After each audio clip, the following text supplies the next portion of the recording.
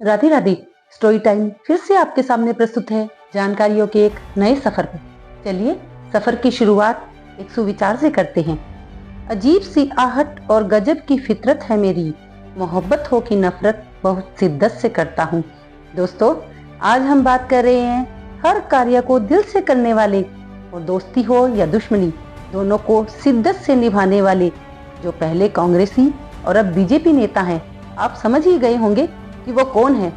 जी हाँ, हम बात कर रहे हैं असम के सीएम हिमंत बिस्वा शर्मा की, जो आज पूर्वोत्तर ही नहीं पूरे भारत में अपनी अलग पहचान रखते हैं। आज हम हिमंत बिस्वा के राजनीतिक व वैचारिक सफर को करीब से देखने की कोशिश करेंगे। हिमंत बिस्वा 2001 में पहली बार असम विधानसभा से चुने गए, लेकिन इससे पहले ही कॉलेज टाइम से ही वे अप्रत्यक्ष रूप से राजनीति में सक्रिय रहे। उन्होंने कॉटन कॉलेज छात्र संघ के महासचिव के रूप में कार्य किया। बिस्वा ने गवर्नमेंट लॉ कॉलेज गुवाहाटी से LLB की डिग्री हासिल की।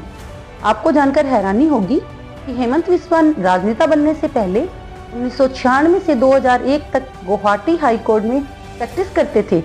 उन्होंने 2001, 2006 और 2011 में लगातार कांग्रेस की टिकट से अपनी जीत दर्ज की। इस दौरान उन्होंने राज्य मंत्री व कैबिनेट मंत्री बनकर कार्य किया। 2001 से 2011 तक वे कांग्रेस के सच्चे सिपाही बनकर मैदान में डटे रहे और पूर्वोत्तर राज्यों में कांग्रेस की स्थिति को मजबूत बनाने का प्रयास करते रहे। लेकिन एकाएक 2015 में उन्होंने अमित शाह से मुलाकात कर बीजेपी में शामिल होकर सबको हैरान कर दिया और 2016 में विधानसभा चुनाव जीतकर पूर्वोत्तर भारत में पहली भाजपा सरकार में कैबिनेट मंत्री बने। हिमंत बिस्वा ने कांग्रेस छोड़ी तब उन्हें बहुत आलोचनाओं का सामना भी करना पड़ा। कहा गया कि वे मौकाप्रस्त है और सत्ता के लालच में मोदी लहर का लाभ उठाने के लिए बीजेपी में आ गए हैं। लेकिन बीजेपी में आने के पीछे भी बहुत रोचक किस्सा है, जिसका जिक्र वे अपने कई इंटरव्यू में बहुत बार कर चुके हैं। चलिए आप भी इस किस्से को सुन लीजिए। हेमंत बिस्वा का काफी समय से तरुण गोगोई के साथ राजनीतिक मतभेद चल रहा था, जिसके चलते उन्होंने 2014 में सभी विभागों से इस्तीफा दे दिया। लेकिन उन्हें कहीं न कहीं यह उम्मीद थी कि कांग्रेस का शीर्ष नेतृत्व उनकी बात जरूर सुनेगा। वे बताते हैं कि जब वे CP जोशी व तरुण गोगोई के साथ राहुल गांधी से मिलने पहुंचे, तब बात करते करते जोशी व गोगोई के बीच झगड़ा हो गया। उन सबने सोचा कि राहुल गांधी इस विषय पर बात करके झगड़ा खत्म कर देंगे, लेकिन राहुल गांधी का ध्यान उन पर कम व अपने कुत्ते पर ज्यादा था। कुत्ता नाश्ते की प्लेट से एक बिस्किट उठाकर ले गया। तब राहुल गांधी हंसने लगे और कुत्ते की ही बात करते रहे। उन्होंने उस प्लेट में से एक बिस्किट उठाकर खुद खा लिया और आए हुए लोगों को भी उसी प्लेट से लेने को कहा।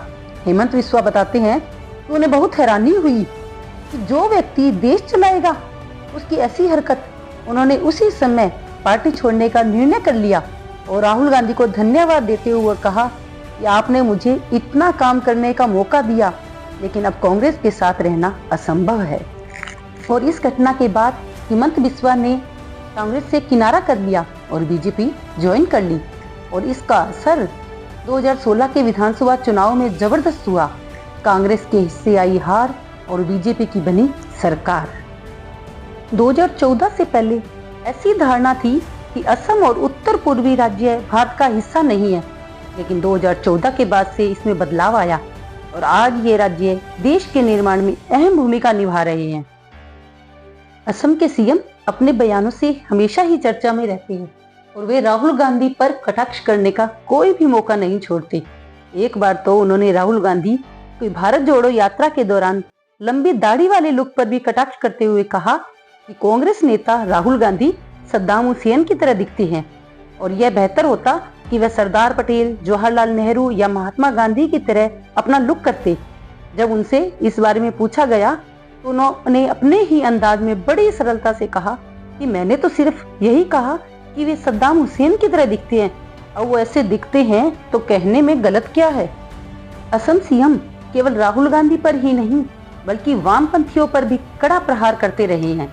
उनका मानना है कि वामपंथियों ने हमेशा हमारे इतिहास से छेड़छाड़ करने की कोशिश की है और भारत को एक हारे हुए समुदाय के रूप में दिखाने का प्रयास किया है। इसलिए इतिहास को फिर से लिखने की जरूरत है। असम की सियासत के कद्दावर नेता हिमंत बिस्वा की गिनती उन चंद नेताओं में होती है जिनकी दाद उनके विरोधी भी देते हैं। कांग्रेस की गठबंधन सहयोगी रही यूडीएफ के एक नेता ने एक इंटरव्यू में उनकी दाद देते हुए कहा कि उस आदमी में कोई तो खास बात है जो कांग्रेस सरकार में भी मंत्री था और अब बीजेपी सरकार में भी मंत्री है और अब सीएम। वो दोस्तों का दोस्त है और दुश्मनों का दुश्मन। हिमंत बिस्वा की राजनीतिक यात्रा पर गौर करने पर दो बातें साफ होती है।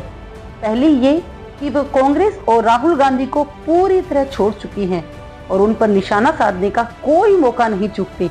और दूसरी बात ये कि वे कुशल राजनेता है जो असम में रचे बसे हैं। शायद यही कारण है कि उनके विरोधी भी उन्हें पसंद करते हैं। उनका एक और बयान भी काफी चर्चा का विषय रहा था। जब कोविड-19 के समय उन्होंने कहा कि मास्क की कोई जरूरत नहीं है, केंद्र सरकार अपना निर्देश दे, लेकिन असम में कोरोना नहीं, बेकार का पैनिक क्रिएट ना करे। जब होगा तो बता दूंगा कि आज से मास्क पहनो। देखते ही देखते ये वीडियो वायरल हो गया और हर एक की जुबान पर हिमंत बिस्वा शर्मा की ही चर्चा थी। हर कोई ये जानना चाहता था कि आखिर ये बीजेपी नेता है कौन। जी हाँ, हिमंत बिस्वा वही नेता है जिन्होंने अभी हाल ही में राहुल गांधी की न्याय यात्रा को स्पष्ट निर्देश दिया कि वे उनके दिए गए रास्ते पर ही चले, शहर की शांति भंग ना करे, और यदि राहुल गांधी ऐसा करेंगे तो उन्हें गिरफ्तार कर लिया जाएगा। ऐसी निडरता और ऐसा बेबाकपन सभी में नहीं दिखाई देता। अभी तो कुछ लोग उन्हें पूर्वोत्तर का योगी भी कहते हैं। हिमंत बिस्वा राजनीति भी समाज कल्याण की दृष्टि से ही करते हैं, तभी तो आज असम विकास की राह पर देश के साथ कदम से कदम मिलाकर चल रहा है। स्वास्थ्य शिक्षा के क्षेत्र में महत्वपूर्ण कदम उठाए हैं और महिलाओं के लिए आशा ममता जैसे प्लान लेकर आए हैं। अपनी आक्रामक शैली के कारण हिमंत बिस्वा असम ही नहीं पूरे पूर्वोत्तर का एक मुख्य चेहरा बनकर उभरी है। और अब देखना यह है कि लोकसभा चुनाव 2024 में बीजेपी को इसका कितना लाभ मिलता है। पूर्वोत्तर का यह सितारा क्या ऐसी ही चमक भारत के दिल्ली में बिखेर पाता है या नहीं, इंतजार कीजिए। उत्तर तो भविष्य के गर्भ में छिपा है, हम तो सिर्फ प्रतीक्षा ही कर सकते हैं। दोस्तों, आपको हिमंत बिस्वा शर्मा की राजनीतिक यात्रा की यह जानकारी कैसी लगी, मुझे कमेंट करके बताइए। और ऐसी ही जानकारी के लिए मेरे चैनल को सब्सक्राइब करना मत भूलिए और बने रहिए स्टोरी टाइम पर। धन्यवाद।